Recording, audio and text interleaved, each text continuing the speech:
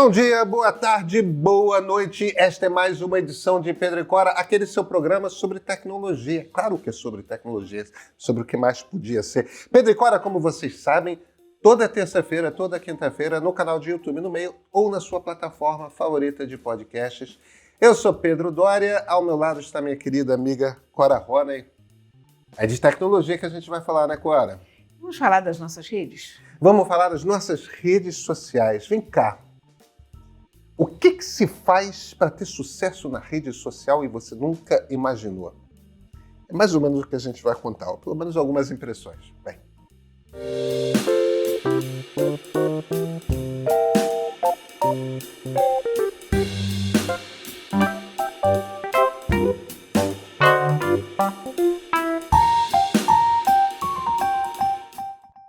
Cara, eu estou passando por um momento muito interessante da minha vida. Eu já vivi isso outras vezes, evidentemente, mas é uma coisa que na nossa vida digital a gente vive de tempos em tempos e eu acho que é sempre especial quando acontece. Eu estou mudando de rede social. Tem aquele momento em que eu comecei a abandonar o meu blog pelo Facebook. Houve um momento em que eu abandonei o Facebook pelo Twitter. Eu nunca deixei por completo o Facebook, mas eu não estou mais lá. E o Twitter me cansou. Eu entrei recentemente no Blue Sky, aquela rede nova do Jack, né, do fundador do Jack Dorsey, que é o fundador do Twitter, mas que ainda não esquentou no Brasil. E eu estou cada vez mais encantado pelo Instagram, que é uma rede da qual eu sempre gostei. Eu sempre frequentei o Instagram, mas muito mais como a gente falava antigamente no tempo da internet lascada. Eu sempre fui um frequentador do Instagram muito mais como lurker, né? Como aquela pessoa que está mais observando do que interagindo. E agora eu estou lá postando todo dia. Nem sempre é vídeo, mas é em grande parte vídeo. Eu faço uns comentários curtos na minha conta de Instagram, publico minhas estantes, que eu já publicava desde o tempo do blog, fotografias de estante que eu gosto. E tá uma experiência interessante, aquela coisa de você começa a encontrar sua turma, a encontrar sua comunidade, você começa a ter muitos comentários em cada post, de forma que você começa a conhecer as pessoas e... Enfim, estou numa fase de transição, Cora. Estou mudando de rede. Você sabe que eu tô pensando em fazer isso, porque o Instagram é a rede mais usada hoje. Quer dizer, não é a rede mais usada. TikTok, né? Pois é, não é a rede mais usada. Só que eu sou um senhor de uma certa idade. Exatamente. Eu ia dizer que dentro do nosso perfil, aliás, mais do teu até do que do meu, porque no meu perfil as pessoas ainda usam mais o Facebook, mas dentro dessa camada de adultos, digamos, o Instagram é a rede que mais está criando engajamento e que as pessoas estão frequentando mais. A coisa que me perturba no Instagram é que o Instagram não é por escrito, né? E as coisas que eu posto que têm maior repercussão são por escrito. E para postar por escrito no Instagram é uma África, porque eu não sei se existe uma forma mais simples, você tem que botar aquilo no Word ou no Facebook, fotografar, cortar, colar. E depois a parte de comentários é muito ruim de manejar. Agora, eu vou te falar uma coisa. Isso é uma das coisas que eu aprendi nessas minhas 3 semanas de usuário ativo no Instagram, que eu já percebi que vai virar mais do que 3 semanas, que vai virar uma coisa que é a minha vida. Vai ser minha vida durante, se não meses, anos. Até parece uma boa rede para a gente... eu tenho fé no Blue Sky, mas vamos ver. Mas eu acho que eu estou gostando do clima do Instagram. Olha, às vezes você publica uma foto um longo comentário sobre uma observação qualquer, meio crônica mesmo, a respeito da vida ou da existência, seja lá do que for, ou como eu fiz na última quarta-feira, que eu fiz um post explicando o que eu gosto de ver nas fotografias de salas com estante. Quer dizer, é uma coisa de... As pessoas gostam muito do texto. E as pessoas comentam muito mais o texto do que a foto. Quer dizer, o Instagram engana com esse negócio de você achar que é uma rede de imagens. Ela é uma rede de imagens, mas o texto tem o texto que você escreve mesmo, não é o texto que você transforma em imagem. O texto que legenda, digamos aqui, os parágrafos que legendam aquela imagem, eles são relevantes e às vezes atraem mais comentários do que... O texto tem seu peso no Instagram. O que você observou assim nos últimos tempos que mais chama atenção no Instagram? E na tua conta, o que... tem uma... Eu faço alguns tipos de conteúdo, né? Eu me organizei mesmo estrategicamente. Como é que eu vou fazer? Uma coisa que eu já tinha consciência eu preciso fazer de vez em quando reels de comentário político. Então, o que eu faço eu tenho ligado no meu computador uma câmera de qualidade, eu tenho o meu microfone que eu uso para entrevistas, tudo mais. Então, eu pego um comentário, eu olho para a câmera, eu faço o comentário. E é um comentário ali de 1 minuto e meio, é uma coisa realmente rápida, não é uma coisa que me tome... Evidentemente que tem o tempo para você organizar as ideias na cabeça, mas é aquele comentário. Aí eu faço o corte vertical do negócio, jogo num software chamado Captions, que faz legendas automáticas brilhantemente em português. Entendeu? Tem uma ou outra palavra que você tem que corrigir e dá uns 20 minutos, no fim das contas, esse trabalho, mas eu tenho um vídeo que é um vídeo de comentário político e 2 a 3 vezes por semana eu publico um comentário desses. Eu faço muitos reels de cotidiano. Eu e a Lia fomos... minha namorada / mulher, às vezes ela é namorada, às vezes é mulher. Eu e a Lia fomos passar um fim de semana desse de feriado de abril numa casa muito agradável em Barra de Guaratiba. A gente de vez em quando pega os Airbnbs na cidade mesmo para dar uma escapada.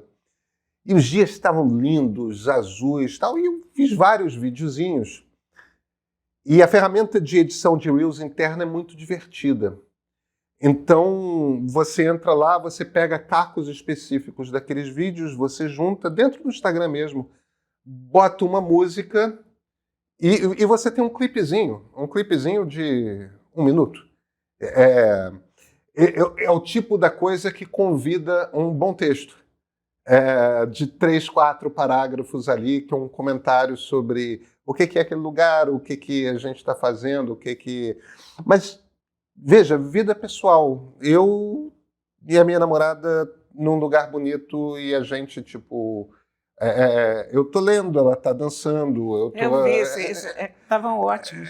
Pois mas é uma coisinha também de... É até gostoso editar esse tipo de coisa, porque você revê as imagens, lembra do dia como foi e tal. Eu publico sempre nos stories, todo dia eu publico uma foto de estante, porque eu tenho uma coleção das coisas salvas no Instagram de fotografia de sala com estante imensa, né? Então tenho para meses. Cara, você postou uma estante ontem, hoje, que é uma estante dentro da mata. Com um janelão, né? Gente! Com um janelão no meio do mato, uma delícia. Meu Deus, que estante maravilhosa! Muita naftalina para manter aqueles livros sem umidade. Sim, pois é. Não, mas hoje em dia você tem uns trambolhos. Deus me livre, cheiro de naftalina. Mas olha, eu invejei, cara. Coisa linda aquele espetacular, né? Espetacular. E aí, sugestão da Marilis, toda semana eu faço um carrossel, que é um carrossel de várias imagens das 6, 7 estantes que eu publiquei ao longo da semana anterior. Tem vídeos, tipo, a gente foi no show dos Titãs, os Titãs que eles começaram a se separar em 1990.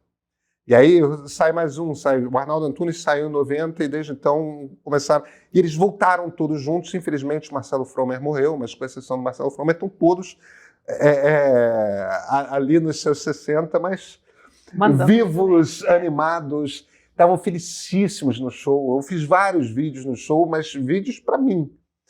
E de repente eu me toquei, putz, caquinhos dos vídeos, trechos deles felizes. Bota uma música deles mesmos aqui num clipe do show. Então, no fim das contas, tem muitos stories de cenas de filmes e cenas de clipes de música que eu gosto, e muitos posts que são ou comentários políticos ou cenas de cotidiano. E as estantes e esse tipo de coisa. Eu vou começar a brincar também com o texto. Agora, o que é curioso? Aí você vai ver a lista das coisas que geram mais engajamento e a lista das coisas que as pessoas gostam mais de ver, que são mais clicadas, tudo mais. Agora, é meio a meio. Metade é comentário político, metade são cotidiano de vida pessoal. A diferença que tem é a seguinte: o comentário político alcança... metade do público que é alcançado pelo comentário político são pessoas que são minhas seguidoras no Instagram. A outra metade, que é uma proporção alta, são pessoas que não são minhas seguidoras. O Instagram mostrou para as outras pessoas. As coisas de cotidiano, pessoal, a proporção de gente que é minha seguidora e gente que não é muito mais gente que me segue, que escolhe me seguir e tudo mais. A interpretação que eu faço a respeito disso é o seguinte: eu conheço muitos jornalistas que têm uma certa resistência. Não vou mostrar minha vida pessoal, isso é privado, minha credibilidade, o que importa é o meu trabalho, tudo mais. Eu entendo eu entendo esse instinto porque eu acho que nós fomos... Nós ainda pegamos uma época de jornalismo em que a cultura era essa mesma, entendeu? Nós somos um nome... Eu quando comecei, jornalista nem assinava matéria.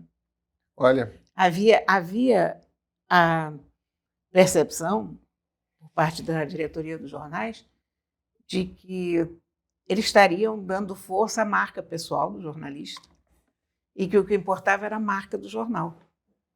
Então, as pessoas simplesmente não assinavam. Você, eventualmente, ia ter matérias assinadas de opinião, mas era o único lugar onde você via assinatura. Depois isso começou a mudar.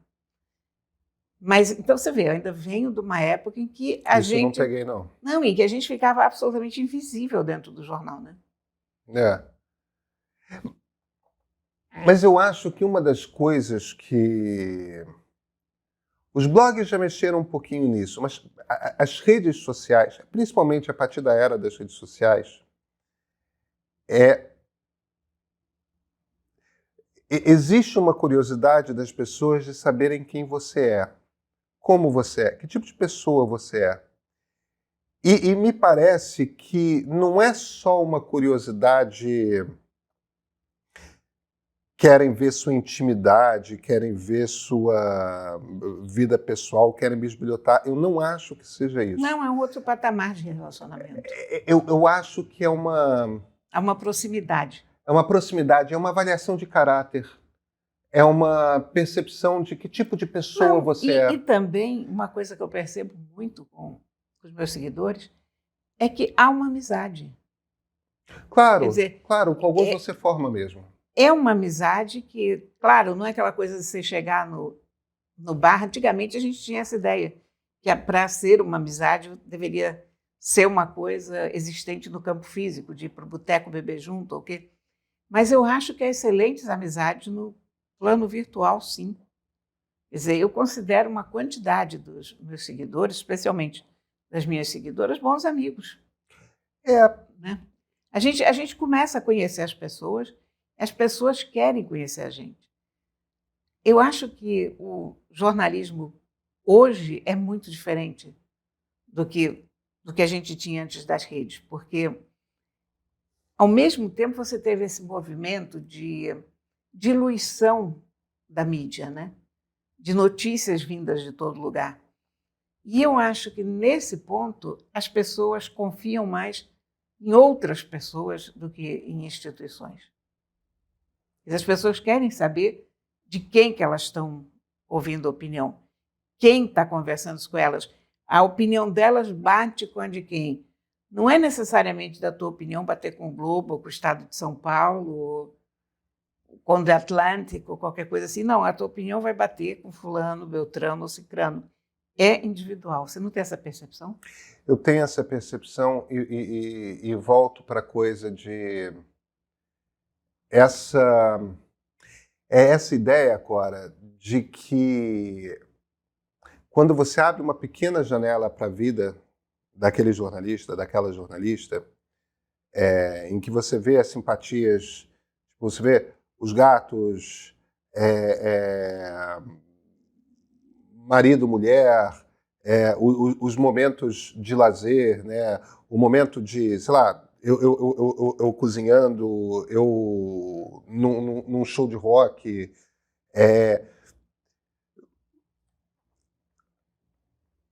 Você entende um pouco de quem que é, que pessoa é aquela. E isso é algo que traz credibilidade no sentido de que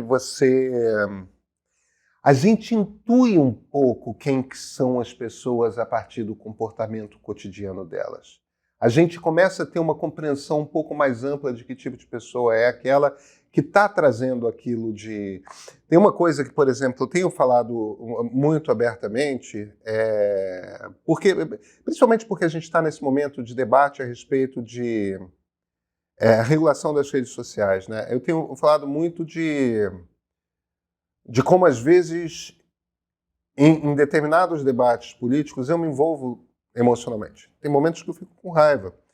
Teve um vídeo que eu gravei falando, olha, lendo a caixa de comentários desse vídeo aqui, tem certas críticas que me fizeram que me deixaram danado, que me deixaram irritado, que me deixaram... E aí, claro, eu paro para pensar tudo mais...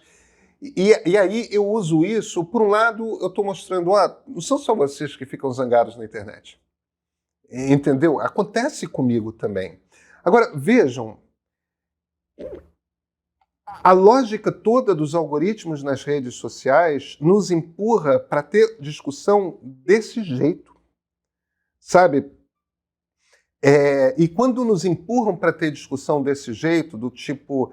indo lá e espezinhando a pessoa e ofendendo a pessoa e tudo mais, e puxando a pessoa para te responder na mesma moeda, essa lógica das redes, esse lado, que é o lado negro das redes sociais, ele tem uma responsabilidade direta pelo tipo de debate público que a gente está tendo em todas as democracias. É verdade. Que é esse debate acalorado, que é esse debate quente, que é esse debate em que as pessoas são motivadas a se afastar e não se aproximar, a não procurar convergência e sim insistir e delinear a divergência. Mas faz parte disso você começar dizendo, ei, eu leio e eu sinto raiva. Entendeu? Eu não sou... Me parece que é fundamental cada vez mais para jornalista descer do pedestal. Sim. E para, você vai usar rede social para fazer, sim, o seu trabalho como jornalista. Mas você precisa usar a rede social também como todas as outras pessoas usam. Exatamente. Né? É exatamente isso. E o Instagram permite isso, o Twitter não permite, o Twitter não tem esse espaço. Eu acho que, de certa forma, nós jornalistas, ou alguns de nós jornalistas, gostávamos tanto do Twitter, porque o Twitter ainda mantinha um pouco essa coisa desse silo fechado em que a gente pode ser só jornalista. E eu estou muito... Mas, cara, eu cheguei à conclusão que o Twitter é um pelourinho. Porque você entra no Twitter, aí você vê aqueles nomes ali no Trending Topics, você nem precisa perguntar nada. Está todo mundo sendo cancelado. Você já sabe que aquelas pessoas ali estão sendo espezinhadas, humilhadas, xingadas. Para que a gente precisa disso? A gente precisa mesmo de uma coisa dessas? Não, né? Nossa, Cora, que observação interessante que você fez. Você tem toda a razão. O Pelourinho, não sei se todo mundo sabe, o Pelourinho não é um bairro em Salvador. O Pelourinho era um lugar que tinha em tudo quanto é cidade colonial brasileira, que era uma praça com o Pelourinho, que é um poste, em essência, às vezes feito de madeira, às vezes feito de pedra-sabão, em cada lugar era de ferro, mas em essência era o lugar onde pessoas escravizadas eram presas, em geral pessoas escravizadas, mas às vezes condenados a uma pena qualquer, eram presas expostas e maltratadas em público, né, com chibata, com humilhação. Preso no tronco. Isso. E isso era numa praça central. Você teve, nesse período, século XVI, século XVII, mesmo século XVIII, em todas as cidades europeias você tinha esse grande evento público, que é o evento da execução, por exemplo, né? Pela forca, pela guilhotina, ou seja lá o que fosse, em que todo mundo, ou pela decapitação por machado, e você tinha essa coisa que todo mundo, a praça enchia para assistir aquela pessoa ser executada. Eram coisas que aconteciam no domingo, ou né? No mínimo castigada. Ou no mínimo castigada. E humilhada. E os trending topics do Twitter viraram um pelourinho. Você vê lá, tem uma lista de nomes e você sabe que essas pessoas estão sendo canceladas. Você tem a lista de... Quer ver o cancelamento público de alguém? Pois é. Clica isso. aqui, você vai ver um bando de gente...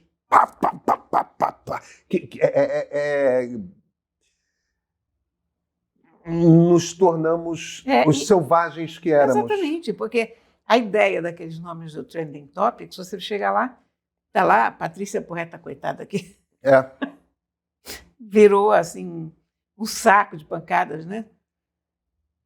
Você já sabe que a pessoa entra lá para quê? Ah, ótimo, vou jogar minha pedra também, vou ajudar a acender essa fogueira. Que comparação perfeita você fez. Não, é isso mesmo, é isso mesmo. E o Instagram não tem isso. Você sabe, o que me chamou a atenção, e eu acho que me fez o clique final de eu tenho que ir para aí. Tem uma pilha da Marilis me botou muita pilha. Eu tô lá, eu tô fazendo assim, eu tô fazendo assado. Eu aprendi muito com a Marilis sobre Instagram. E continuo aprendendo muito com ela, vendo o que ela está fazendo. Eu gosto muito de como ela faz o Insta dela. Mas, independentemente disso, outra pessoa que foi importante para mim foi Kara Swisher. Kara Swisher, que é a grande jornalista americana de tecnologia, uma das minhas heroínas pessoais. Eu adoro o trabalho dela, acho ela fenomenal. E faz umas semanas eu estou lurking, passeando pelo Instagram, e tem um post da Kara Swisher que eu nem lembrava que eu seguia no Instagram, e o comentário era uma coisa assim do tipo: Ei, Mark, tô aqui de volta, olha o que Elon faz com a gente. Genial, é isso. Ela estava se referindo a Mark Zuckerberg, Evidente. CEO da Meta, que é dona, entre outras, do Instagram. E Elon Musk, que é dono do Twitter, do tipo, ela estava deixando o Twitter, voltando para uma das redes da Meta, que é o Instagram, e o comentário dela: Ei, Mark, tô aqui de volta, olha o que Elon faz com a gente. Isso. É melhor voltar para os braços de Mark Zuckerberg do que ficar com o Elon Musk. E primeiro eu caí na gargalhada quando eu li aquela legenda, porque é de um sarcasmo, de uma ironia e de um bom humor. Cara, mas realmente a lambança que o Elon Musk conseguiu fazer no Twitter é... E eu me toquei que eu tinha que estar de volta nos braços de Mark Zuckerberg. No braços de Mark Zuckerberg. Não estou arrependido, estou feliz no Instagram. Eu vou tentar movimentar um pouco mais a minha própria conta também lá. E eu estou adorando editar Reels, né? A ferramenta do Instagram, que é uma coisa que eu achei que eu nunca ia gostar, mas eu tô gostando. Eu tô gostando. Cora, hoje é dia de livro. Hoje é dia de livro. Reclamaram semana passada. Reclamaram, pois é. Que a gente não tinha trazido um livro, porque a gente fez uma entrevista. A gente fez a entrevista, foi isso. Mas... É um livro ótimo, sabe? Oh. Está aqui. Se chama A Era Imoral, de uma autora chamada Deepti Kapoor. Esse livro começa da seguinte maneira. É um romance? É um romance policial. Ah, eu adoro policiais. É uma saga familiar, tipo Chefão.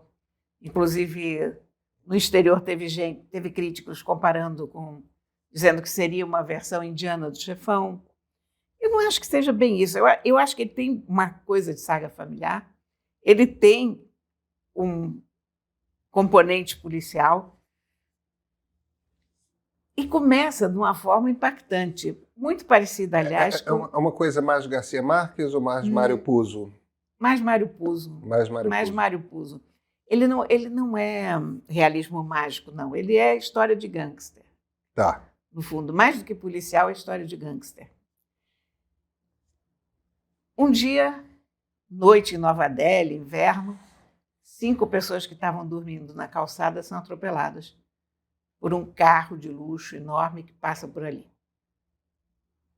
Aquelas pessoas morrem e ao volante desse carro está um sujeito inteiramente bêbado. O carro pertence a um fulano que é ligado às grandes famílias de Nova Delhi. Mas quem está ao volante é um motorista. Então, parece que esse motorista se embriagou, saiu com o carro do patrão, que, aliás, segundo as primeiras notícias, sequer está em Nova Delhi, e matou todo mundo e vai para a cadeia. Pronto. E aí começa a história. Começa muito bem, porque começa contando a história desse rapaz que foi para a cadeia, desse moço que ficou bêbado e matou as pessoas porque estava embriagado ao volante.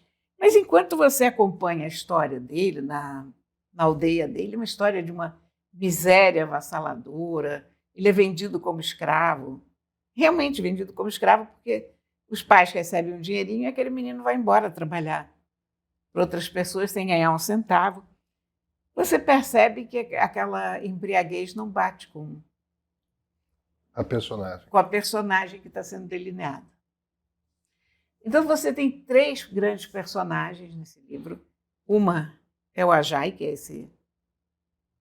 esse motorista que vem de uma situação de pobreza tenebrosa.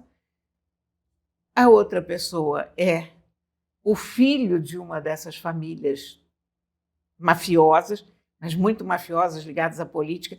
São praticamente milicianos indianos, sabe? Uhum.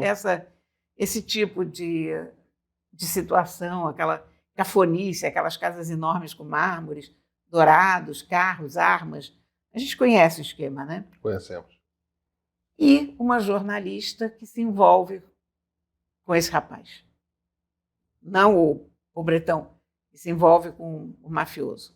E aí você tem todas as famílias. Agora, essa mulher, Deepti Kapoor, ela tem uma noção da escrita sensacional.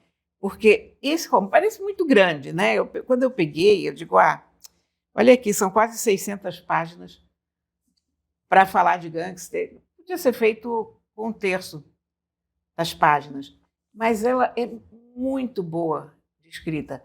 Então, você a toda hora vê a história por um outro ponto de vista, de uma outra forma. Alguém está contando uma carta, outro está fazendo um depoimento, ou está sendo visto de fora por um narrador, enfim. E ela não perde as conexões em nenhum momento. Tudo bate. E você vai lendo com muito prazer. E são daqueles livrões para você pegar nas férias, para você passar um feriado com esse livrão, que você se envolve completamente nessa história. É um entretenimento absolutamente fenomenal. É tão bom que ele já foi comprado para virar uma série. Ah, que legal. Vai ser uma série feita Bollywood ou Eu não sei. Toda a informação que eu tive é que ele foi comprado para virar série. E acho que vai dar uma série maravilhosa. Ela diz que este é o primeiro volume de uma trilogia. Uau. Se ela vai conseguir segurar essa história por mais 2 volumes desse tamanho, resta a saber. Mas o livro está bem traduzido e o livro é ótimo. Realmente, você se diverte muito. Você vai dizer, não é Os Irmãos Karamazov, não é Os Irmãos Karamazov. Mas é muito divertido, está muito bem escrito e tem qualidades literárias, porque ela é uma ótima escritora. É escrito originalmente em inglês ou em hindi? Escrito em inglês, há uma grande... Há uma grande cultura em língua inglesa na Índia, né? Há muitos e muitos escritores indianos de língua inglesa, até porque inglês é uma das línguas oficiais da Índia. Então, super recomendo, gente. A Era Imoral. Acho um livrão, sabe? Em todos os aspectos. Eu peguei com uma certa preguiça, porque eu disse, cara, eu vou ler isso tudo sobre uma família de gangsters, mas vou.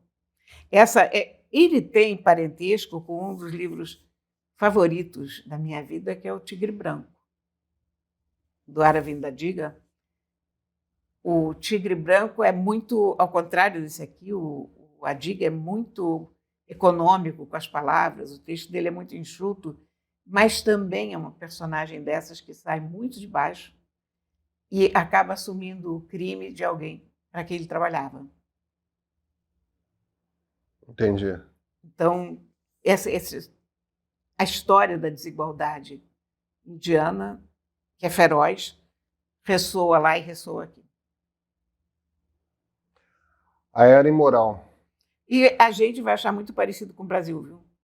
Aí eu estava querendo procurar mesmo um romance, não sei se leve o termo, mas um page-turner, né? É o próprio page-turner. Page turner é aquela expressão em inglês para você vai virando as páginas. Exatamente. Né? Esse é o page-turner por excelência. Eu estava querendo um livro desses. Super recomendo. Maravilha, vou atrás. Cora, a gente se vê na quinta? Sim, senhor. Então até quinta-feira.